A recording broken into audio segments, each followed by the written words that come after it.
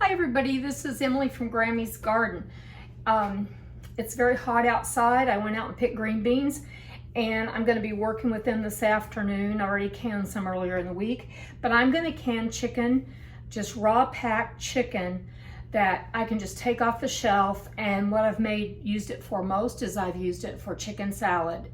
I think every bit of it except for one jar. So I've got 7 wide mouth pint jars here, and let's see how far we go. I have some more chicken thought if I need to go ahead and cut it up. I have cut it into 1-inch cubes, and I'll be adding, because it's pints, a ½ a teaspoon of salt. Then when you take it out of the jar, you can go ahead and decide what it is you want to do with it. Like, do you want to add a little more salt? Do you want to add pepper? Do you want to add spices and make it into like a chicken? I think chicken and noodles would be the next thing that I would be making it with, or something I love this kind of chicken with also is chicken pot pie. So I'm going to be jarring this up, and I've got this sitting in my kitchen sink because it is chicken, and I don't want to contaminate all my surfaces with that. So I'm going to get started. I'll show you. I've got here this much. I don't know how many pounds it is. Feels like it's probably 6 pounds or so. We'll see how much it makes.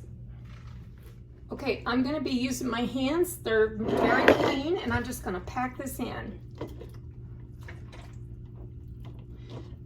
And it should be packed within about 1.5 inches of the top. So, and I've already cut off any fat, or there were veins, things like that. I've cut that off. So we've got one there. I'm going to just do it just like this. Now this you don't add any water to, because this is going to make all of its own juices whenever it's cooking. Because even though the extra fat's removed, it's still going to have plenty. And when it sits on the shelf, it's very interesting how there's that little bit of fat there.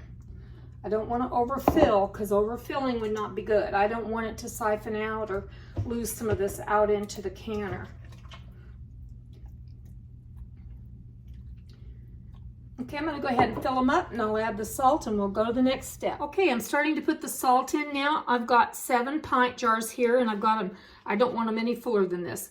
This is one of the easiest things that you can make, actually. So I've got ½ a teaspoon for each pint, and I'm using canning salt. You've probably heard over and over, just don't use iodized salt, because it makes your product not look as good in the jar. It clouds jars. I'm not sure, I've never used it in it, so I don't know what all it does, but it doesn't make it bad. It just makes it not quite as pretty. So I'm gonna put on my lids, and I ordered these 4-jar lids last summer, and I hadn't used them yet because I had others on hand. So today I had to get them out, and we'll see how they do. I've only heard great things about them.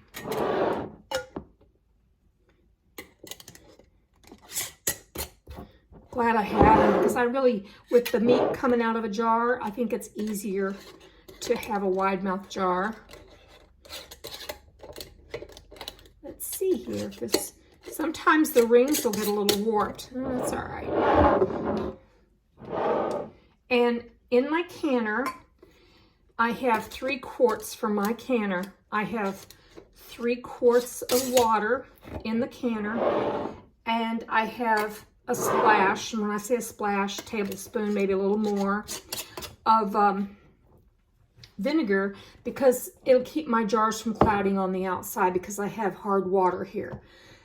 And the temperature in there is the same temperature, the water temperature is the same temperature as this. You always want to have cold with cold, hot with hot, etc. So that's what I've got going here, and we'll proceed. Do you see how easy this was? I mean, all I did was thaw chicken and cut it into 1-inch chunks. So it's really nice, and I'm going to appreciate it, and not just for winter. I'll be liking it all year. So let's see over here for the canner. There's my canner, it's ready. And here I have, my tomatoes are coming in slow now. We've had so much heat. That's what they're gonna do. But anyway, got tomato sauce making, and then while this is processing for pints, it's 75 minutes. While that's processing, I'm going to be sitting down and snapping beans. So it's gonna be a productive day. We'll be back and see what this looks like. Over here, this is my leftover chicken, and I've got it sauteing, and actually I'm searing it more than sauteing it. I sauteed the onion, and I put salt and pepper on it, and I'm trying to think what I'm going to make out of this tonight. It's already got such nice browning on it. I'm thinking about chicken tetrazzini. I think that sounds pretty good. Anyway, over here, that's cooking down. I think I might make some enchilada sauce. I'm not sure. I could just let it cool a little bit and freeze it. And I could make it always into enchilada sauce later on. So as you see, this pressure's already built in, and when it gets to between 10 and 11, I'll time it 75 minutes, and then I'll show it to y'all. I'm happy to say that after 2 hours, instead of 75 minutes, this went like 20 minutes past that. And the reason that it did, I'm turning it off now, and you can see I'm above 10 pounds. The temperature just didn't want to regulate right on it, and it dropped down below 10 pounds of pressure. And when that happens, you have to start counting all over again for the 75 minutes. So I had to start counting again, but it's over, and whenever I take these, I gotta let this cool down, which will be another hour, and when I feel it's like I'm ready to take the weight off, this right here, the weight, I will take it out and show you what the chicken looks like. This is what the chicken that was left over looks like. I'm not really sure what I'm gonna make with it. Just not sure, but look at those juices. I seared it with salt and pepper, and cut up an onion in it, and I'm gonna make something out of it. It doesn't that look good? So I'll be back. Okay, 0 pressure. I'm gonna take this off. You probably will still hear a little steam. Yeah, her little whistle. And I'm gonna take the lid off.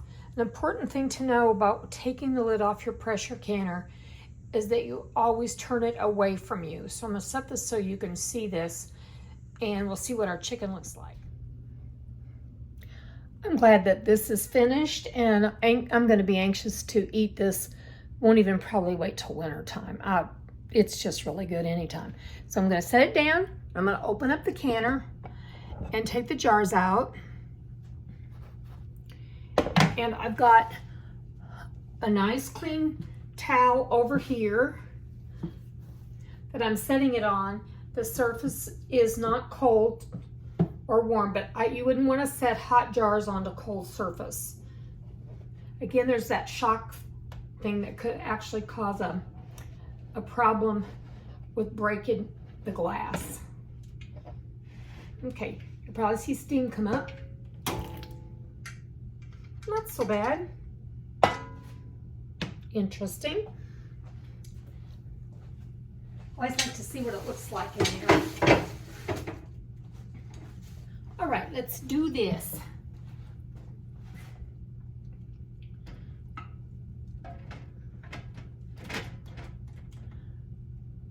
Ooh, that looks good. See that? It's still boiling. See all that? I don't know if you can see the color of it. It's got some beautiful, even though I took the fat off, it's got really, really pretty color to it, like there's some yellow chicken fat in there. Here we go. Yep.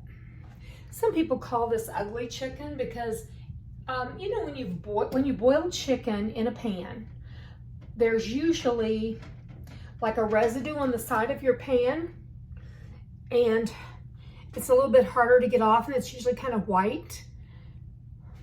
And that's what there's one sealing. Did you hear that? It's already sealing. Wow, these 4-jar lids are great.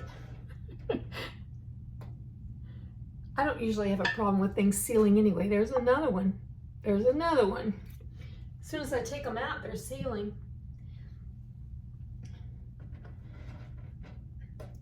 I'm telling you, this stuff is so good, but I love seeing that yellow in there.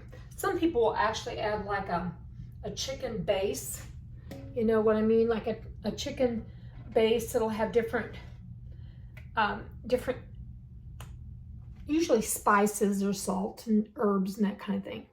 Boy, that one's really, really, really bubbling away. So, success rate, I should say so, not one siphoned out. Ooh, I love how quickly, not just how quickly, but how strong a seal that is when I hear it. That's wonderful. Okay, y'all, so good day for that. And would you believe, look at this. I'm still snapping beans, I was thinking, since it's 2:43, I was thinking, oh, you'd have time to run a canner, probably run a canner of beans tonight. I don't want to do that. It's Friday. What I do on Fridays, watch Gold Rush usually.